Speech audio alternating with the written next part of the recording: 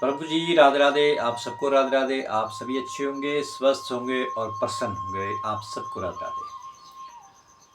आज एक कथा का प्रसंग है। प्रसंग का नाम है स्वर्ग और नरक। एक सेठ थे, उनका बहुत बड़ा अनाज का गोदाम था। वो छोटी छोटी दुकानों के ऊपर अनाज का सप्लाई का काम किया करते थे। बहुत सारे नौकर थे। सेठ जी की एक आदत थी दान पुण्य करने की। वो हर महीने गरीबों की बस्ती में जाया करते थे, या फिर अपने उधर जहाँ पे उनका स्थान था वहाँ पे गरीबों को बुलाया करते थे और हर महीने उन्होंने भंडारा करना। बहुत मन अनाज का भंडारा किया करते थे। ये उनका एक कार्य था। अनाज के गोदाम के साथ साथ अनाज को सप्लाई करने के साथ साथ हर महीने उन्होंने भंडारा लगाया करना। एक दिन की बात है कि शाम के समय सेठ जैसे भोजन करने बैठे तो उनकी बहू ने उनके लिए खाना परोसा, थाली में खाना परोसा। तो जो रोटी थी वो बड़ी अजीब सी थी, रोटी जो बहू ने परोसी। तो सेठ ने सोचा शायद आज बहू ने कोई नया पकवान तैयार किया होगा, बनाया होगा, कुछ अच्छा सा बनाया होगा। और बड़ा खुश हुआ सेठ।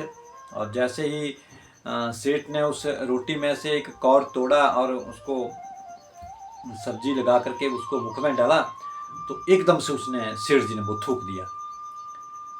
अब एकदम से थूक दिया और बहू से पूछने लगे कि बहू ये कैसी आज आपने रोटी बनाई हुई है, ये तो बहुत ही कड़वी है। ये तो मुख में रखते ही पूरे का पूरा मुख जो कड़वा हो गया। ये कैसा आज आपने पकवान बनाई, ये कौन सा पकवान है, किस चीज़ का है? तो छोटी बहू ने कहा कि पिताजी ये जो पकवान आज बना है ना, तो वहाँ से मैं गोदाम से मैं वो आटा लेके आई थी जहाँ से आप हर महीने गरीबों के लिए, गरीबों की बस्ती में जा कर के आप भंडारा लगाते हैं, जो भंडारे का आयोजन करते हैं, उसी आटे में से मैं आटा निकाल के लाई। तो सेठ ने कहा अरे बहू वो आटा गला सड़ा हुआ है, उसमें कीड़े पड़े हुए थे। जो मैं लोगों के लिए भंडारा किया करता था वो अलग से गोदाम का था, वो वहाँ से क्यों आटा लेके आई? वो हमारे लिए नहीं है, वो तो गरीबों के लिए है, उन लाचारों के लिए है, वो भंडारे के लिए रखा हुआ है, वो तो खराब हो चुका है आटा। तो बहू ने बहुत अच्छी बात कही। उसने कहा कि पिताजी मैंने संतों के मुख से सुना हुआ है कि जिस तरह का हम दान करते हैं, जिस तरह का हम पुण्य करते हैं, जिस वस्तु का हम दान करते हैं, चाहे वो अनाज हो, चाहे धन हो, चाहे फल हो या वस्त्र हो, या जो भी हम किसी वस्तु का हम दान करते हैं, उसी के हिसाब से वैसा ही हमें आगे परलोक में मिलता है। तो मैंने सोचा कि पिताजी जिस चीज़ का भंडारा करते हैं, जो गरीबों के लिए, गरीबों की बस्ती में जा कर के जो भंडारा करते हैं, जिस अनाज का भंडारा तैयार होता है, पकवान बनते हैं, तो जो गरीब उसको ग्रहण कर सकते हैं, गरीब उसको खा सकते हैं। तो हमें और आपको भी जब हम इस देह को त्याग करके हम जाएंगे, उस परलोक में जाएंगे, तो आगे जा कर के तो हमें यही तो खाना है, यही तो हमें जाकर वहाँ पे भोजन मिलेगा। तो क्यों ना मैंने यही विचार किया कि अगर अभी से हम इसको खाने की कोशिश करें या मन के भीतर ये ठानें कि हमें यही तो मिलना है, तो हम यहीं से खाना शुरू कर दें। अब जब इतनी बात बहू ने कही कि जो दान पुण्य हम करते हैं, चाहे वो अनाज का हो, चाहे फल का हो, चाहे वस्त्र का हो, अलंकार का हो, किसी भी प्रकार का अगर हम दान पुण्य करते हैं, वैसा ही प्रभु जी हमें आगे परलोक में मिलने वाला है। सेठ जी की आंखें खुल गई। कहा कि बहू मुझे क्षमा कर दो कि मुझसे बड़ी भूल हो गई, जो मैं ये सोच करके दान पुण्य किया करता था कि लोग मुझे मेरा आदर करेंगे, सम्मान करेंगे और गरीबों के प्रति मेरे मन के भीतर दया भाव वाला बात होगी। तो ये तो मैं दान या पुण्य नहीं कर रहा था, मैं तो और पाप कर रहा था। हम प्रभु जी यहाँ पर दान पुण्य की बात है, स्वर्ग और नरक यहीं से शुरू हो जाता है। हम कौन सा ऐसा कर्म कर रहे हैं, हम कौन सा ऐसा काम कर रहे हैं, हम काम वो करें, हम कर्म वो करें जिससे दूसरे को दूसरे के मन को ठेस ना लगे, दूसरे को दुख ना दें, वो वाला कर्म करना चाहिए। हम करें बहुत सा दान पुण्य करने की कोशिश करें, बहुत बड़े बड़े भंडारे लगाएं और वहाँ पे भंडारे में अब जो घर के भीतर जो गला सड़ा है वो नहीं कोई खाने वाला, उसको जा करके हम भंडारे में दे दें, तो जैसा प्रभु जी बांटोगे वैसा ही तो पाओगे। हम आप लोग हम देखते हैं कई बार, मान लो हम घर में अच्छा अच्छा चावल खाते हैं, अच्छा भोजन ग्रहण करते हैं, अच्छा आटा खाते हैं, अच्छा दाल खाते हैं, और जब कहीं दान पुण्य की बात आ जाए, कहीं दान करना हो, कहीं मंदिर में कहीं भंडारे में दान करना हो, तो वो सबसे जो घटिया वस्तु होगी वो हम दान करेंगे। प्रभु जी दान उस चीज़ का किया जाता है, दान उस अनाज का करो जिसको हम खुद ग्रहण कर सकें। दान वो वाले चावल, वो वाला अनाज, वो वाला आपने दान करना है ये मान करके कि अगर हमें ये दे दिया जाए तो क्या हम इसको खा पाएंगे,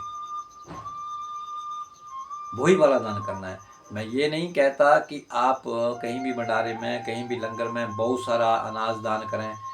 दान आप भले ही 1 क्विंटल मत करो, 50 किलो दो, 50 किलो मत दो, 20 किलो दे दो, लेकिन वो वाला दो जिसको आप खुद ग्रहण कर सकते हैं, जिसको आप खुद खा सकते हैं, अन्यथा मत करो। जिसको आप ही नहीं खा सकते हैं तो क्या आप दूसरों के लिए क्यों उसे दान कर रहे हैं? क्यों वो कीड़े मकोड़ों की तरह है बोलो? जो धरती के ऊपर सभी उस प्रभु के ही जीव हैं। हाँ, इतना जरूर है कि उनके कुछ कर्म बेहतर नहीं होंगे पीछे से, इसलिए वो आज गरीब हैं, और आपके कर्म बहुत अच्छे होंगे पीछे, सो आज आप धन दौलत वाले हैं, पैसे वाले हैं। लेकिन प्रभु जी अब आप इस जन्म के भीतर धन दौलत होते हुए, बड़ा सा बंगला कोठा होते हुए, आज जो आप कर्म करेंगे आगे, उसका भुगतान तो आपको आगे ही भुगतना पड़ेगा। इसलिए हमेशा दान ऐसा करें, थोड़ा करें लेकिन बेहतर करें, अच्छा करें। दान वो करें जिसको आप खुद खा सकें, जिसको आप खुद यूज कर सकें, उस वस्त्र को आप खुद पहन सकें, वो वाला दान करने की कोशिश करें। जल वो दान करें जिस जल को मैं या आप खुद पी सकें। भोजन भी वही परोसें दूसरे की थाली में जिस भोजन को हम खुद ग्रहण कर सकें। ये नहीं है कि रात का बासी गला सड़ा भोजन हुआ तो गरीब लाचार अगर आपके दरवाजे पे आ गया उसको परोस दिया गया।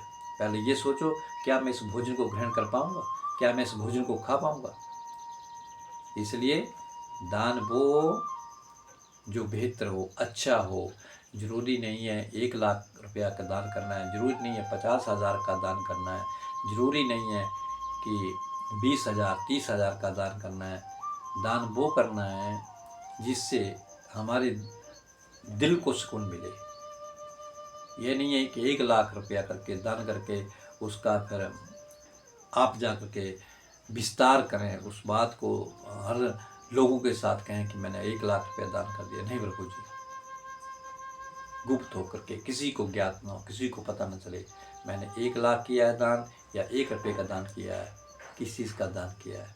तो हमें हमेशा अच्छी वस्तु का, अच्छी सामग्री का दान करना चाहिए, जिसको हम खुद ग्रहण कर सकें, वही ग्रहण हमें देना चाहिए दूसरों के प्रति।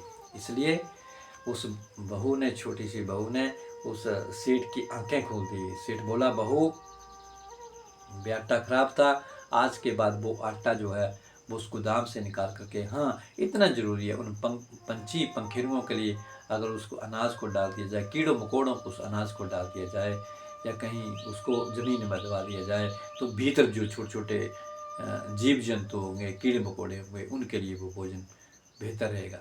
वैसे तो सभी को अच्छी ही देने की कोशिश करनी है। सेठ जी ने तो आज उस बहू ने उसके बातों के साथ सेठ जी का आज मन बड़ा प्रभावित हुआ उनकी बातों को सुन के, बहू की बातों को सुन के।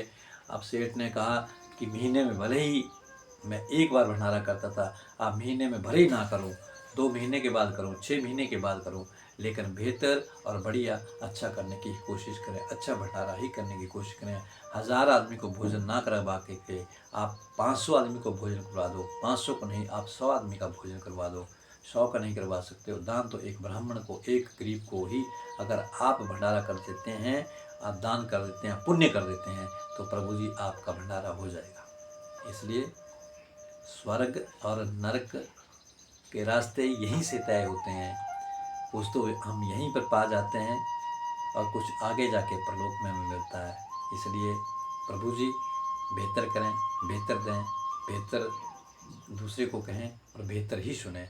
जैसा बीज बोओगे वैसा ही फल पाओगे, और जैसा फल पाओगे तो वो हमें ग्रहण करना ही पड़ेगा। तो आज की कथा का प्रसंग आपको कैसा लगा? अवश्य इसको लाइक करें और मेरे चैनल को सब्सक्राइब करें। सबको राधे राधे।